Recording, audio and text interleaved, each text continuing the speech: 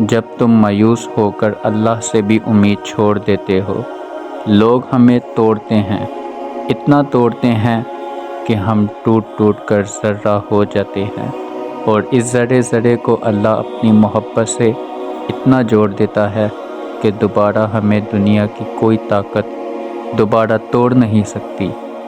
اگر آپ اللہ پر بھروسہ کریں گے تو وہ کسی کو آپ کو نقصان نہیں پہنچانے دے گا، اور اب تک جو تمہارا نقصان ہو چکا ہے وہ اس کی اجازت سے ہی پہنچا ہے، کیونکہ زندگی اس کی ملکیت ہے۔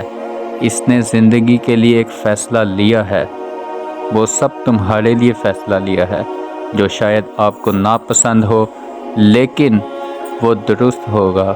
کبھی کبھی لگتا ہے دنیا ٹوٹ جائے گی، امید کوئی نہیں رہے گی۔ یاد رکھیے جو کچھ اللہ نے آپ کے لیے سوچا ہے وہ آپ کو ضرور ملے گا۔ بس کبھی کبھی نا امید نہ ہونا، کیونکہ جو کچھ اللہ کرتا ہے وہ بہتر کرتا ہے تمہارے لیے۔ سب کی کہانیاں اللہ کے ہاتھ میں ہیں، تو پھر یہ پریشانی کیسی ہے؟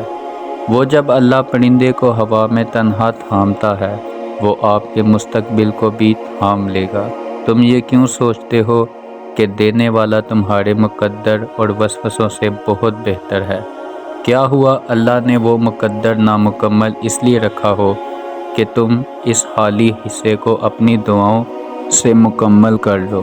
دعاؤں کا مسلسل تمہارے لبوں کی طرف تسبیح بن جانا اللہ کی طرف سے تمہارے لیے قبولیت کا ایک اشارہ ہے، اور دعائیں مانگتے رہو۔ اسے اپنے بندے کے اٹھے ہوئے ہاتھوں کی لاج رکھنا آتا ہے، خزاں میں ایک ایک کر کے اپنے تمام پتے کھو دیتا ہے۔ وہ درخت امید کبھی نہیں چھوڑتا۔ تم بھی رب العالمین کی رحمت کبھی نہ چھوڑنا کہ بہار سے لطف اندوز ہی ہوتے ہیں جنہوں نے خزاں کی شدت محسوس کی ہو۔ تمہارا اس چیز کو ناممکن سوچنا اپنی جگہ ہے، لیکن وہ تو اللہ ہے نا جس سے مانگا ہے، اور ایسا تو کچھ بھی نہیں ہے جو تمہارا اللہ کچھ نہ کر سکے۔ قبولیت آتی ہے جب تم دنیا کے پیدا کیے ہوئے وسوسوں کو رد کر دیتے ہو۔ اللہ کیسے نہیں دے گا تمہیں؟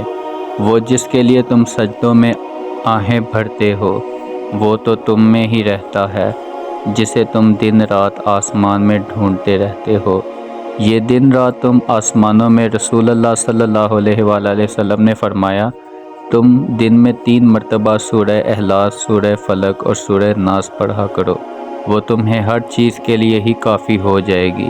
اپنا ہر غم اللہ کے حوالے کر دو، کیونکہ کوئی سنے یا نہ سنے اللہ تو تمہاری ضرور سنتا ہے، اور وہ بہتر جانتا ہے کہ تمہارے دل میں کیا ہے۔ کیا ہوا اگر وہی تمہارا نصیب ہو جس پر تم ہمت ہار بیٹھے ہو؟ صبر سے گزار کر اللہ تمہارے یقین کا بھی امتحان لیتا ہے۔ وہ تمہیں سزا نہیں دیتا بلکہ تم کو اپنے پاس بلانے کے لیے آزماتا ہے، تمہیں مشکلات سے گزارتا ہے۔ تمہاری خاموشی اذیت کو وہ جانتا ہے، تمہاری درد بڑی سسکیاں جو تمہارے دل کی دھڑکنوں کی آواز سے واقف ہیں، تو وہ تمہارے کام کی ہر باریکی کو بھی جانتا ہے۔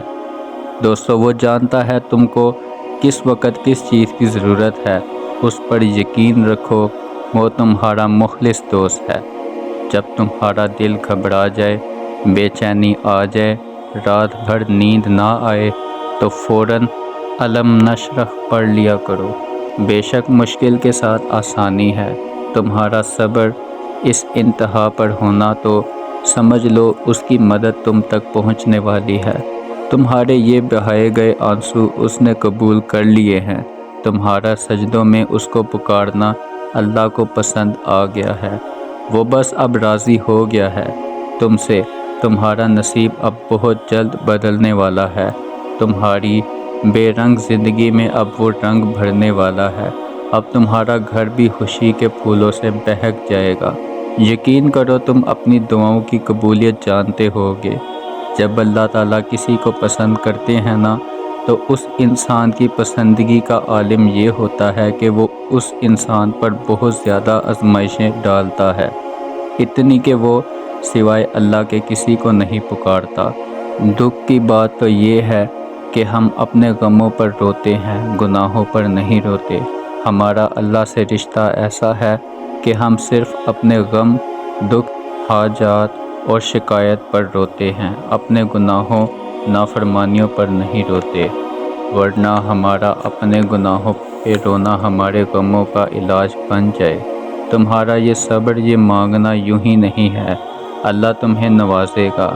اللہ نے وعدہ کر رکھا ہے، جب تھک جاؤ تو اللہ کے سامنے جھک جایا کرو، کیونکہ لوگ تھوڑی سی غلطی پر چھوڑ جاتے ہیں اور اللہ تھوڑی سی عبادت پر تھام لیتا ہے۔ اللہ کسی بھی وقت معجزے بھیج سکتا ہے۔ مایوس وہ ہوتے ہیں جن کو رب پر یقین نہیں ہوتا، مایوس وہ ہوتے ہیں جن کا ایمان کمزور ہوتا ہے، مایوس وہ ہوتے ہیں جو ڈر جاتے ہیں۔ سنو، تم ایسے لوگوں میں شامل مت ہونا، ہمیشہ اس بات کو یاد رکھنا، تمہاری مصیبتوں سے تمہارا رب بہت بڑا ہے۔ تم تب بھی دعا کرتے رہنا تمہارے پاس جب قبولیت کی کوئی بھی وجہ باقی نہ ہو، کیونکہ بے بس صرف تم ہو، اللہ نہیں۔ وہ تو پل بھر میں تمہارا نصیب بدل دے گا۔ آرام کی تمنا میں ہی انسان آج بے آرام ہے۔ سکون کی آرزو یہ ہے، سکون کی آرزو یہی تو باعث اضطراب ہے۔ حالانکہ دنیا دریا ہے اور آخرت کنارہ ہے، کشتی تقویٰ ہے اور لوگ مسافر ہیں، پھر بھی نہ جانے ہم کیوں پریشان ہی رہنا چاہتے ہیں۔ پریشانی حالات سے نہیں آتی بلکہ خیالات سے آتی ہے۔ درخت جتنا اونچا ہوگا اس کا سایہ اتنا ہی کم ہوگا، اس لیے اونچا بننے کے بجائے بڑا بننے کی کوشش کیجیے، بڑا بھی وہ بڑا جو سب سے بڑے سے ڈرتا ہو۔ جزاک اللہ۔